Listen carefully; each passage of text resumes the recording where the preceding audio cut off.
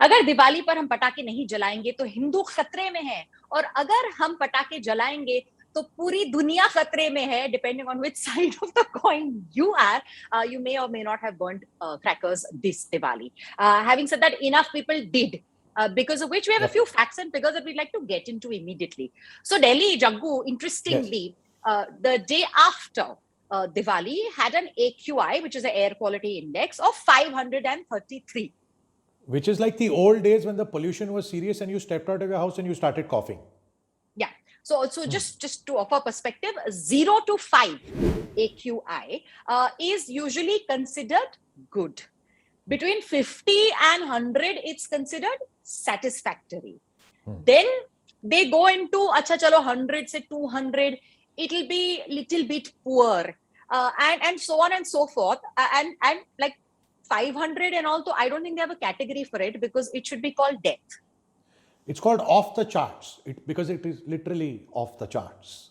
Yeah, which is why it perplexes us that so many people are currently fighting on Twitter about how can you tell us on Diwali not to burn crackers? I will do it. I will do it. My eyes are burning. I can't breathe. There's smoke up my nose. I might die like 10 years early, but I will so burn, because it is randomly considered an insult to religion. Which No, honestly, to be fair, I cannot get it. I cannot get how it is an insult. I mean, how living longer and breathing fresher air could be considered an insult to anything. but how many people are saying that? Isn't that just a fringe saying, this is how I Unfortunately, celebrate my religious festival and so therefore don't stop me? no. So the thing is, last few years, ever since we started noticing that Delhi, Noida, and that NCR region has been getting severely affected in the winter. Okay, to be fair, it is not only to do with Diwali; it has to do with the crop burning. Yeah. And the governments have been breaking their head trying to figure out what is the solution, because when you offer the farmers money, it is not enough money for them to not burn the stubble, Sure. which leads to the pollution in the air. And when you tell them we will put you in jail, they're like, okay, put us in jail. Correct. Like either give us a while, proper solution or put us in jail. yeah, but But like in the while meantime, we long-term have to continue doing solutions, this. correct, while long-term solutions are being sought for like what is the best way to like not attack farmers, let them also make a living. They're not purposely doing this just to jalao like the air of the NCR region. They're doing it because they have no choice and all of that. While those solutions are being worked out, the only thing as an individual can do is perhaps not burn firecrackers, which most certainly leads to air pollution and also Not add to the toxins confusion. in the air. Yeah. So anyway, there is good news. Prime Minister Modi, in fact, met this young 30-year-old genius who lives in Glasgow, which is where the COP26 is going on. His name is Vidyut Mohan, and he has come up with a solution to deal with this crop burning issue. So he's created a contraption that is sort of mounted on a chotu little tractor, which goes and sort of collects all the rubble, and it roasts the rubble. And if you roast it versus just setting like fields to fire, so in a controlled temperature controlled environment, you can actually burn and lead to manure and fuel and fertilizer.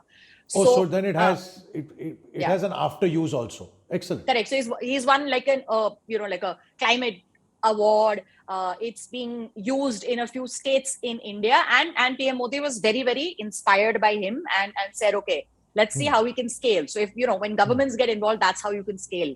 Sure. So on the good side, maybe these solutions are coming.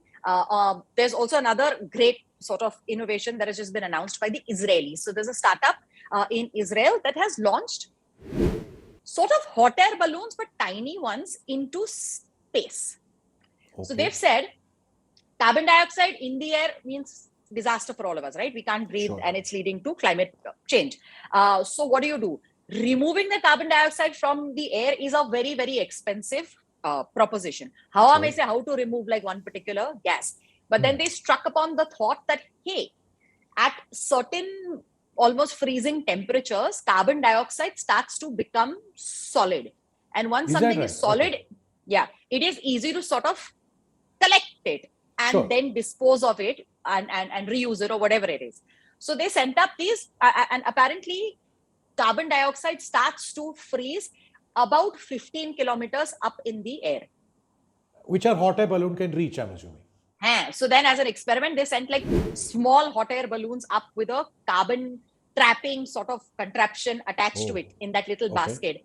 Went up and they said we trapped a fair bit of carbon, and in the future, in the next 2 years, they're going to build big enough sort of balloons which are going to trap 1 ton of sort of carbon every day for under $100. Now, I don't know whether $100 is too much money or it's not enough money, but it is seeming like it's a solution, and we're on the path to, I don't know. Technology is the only thing that's going to really, really help us with the climate crisis. The thing is that we have to collect many millions of tons of CO2 for it to start making a difference. So under $100 per ton might not seem like a lot, but when you multiply that by the millions of tons that you need to do, it comes up to a big fat amount. But then again, it has to be compared against other technologies that offer you clean air that can trap carbon dioxide. So I don't know the maths to all of that, but here's a beginning. Why argue it? Let's see where it goes. Correct. So like companies are looking for solutions, individuals are looking for solutions, and us, dear viewer, as an individual, the least we can do is not argue when people tell us no firecrackers on Diwali. Correct. I mean, if it's a law that's being passed, it's been passed for good reason. Let's at least follow the law. Let's not bring religion into this. It doesn't have to do with religion. It has to do with, well, surviving and not dying. Absolutely. If you agree or disagree with our views, let us know in the comments. Also, this Diwali, were you green or not? Let us know. Like the video if you do. Please subscribe, turn that bell icon on, and share with like-minded people. We will be back very soon. We are Jagu and Tarana. Thank you for watching.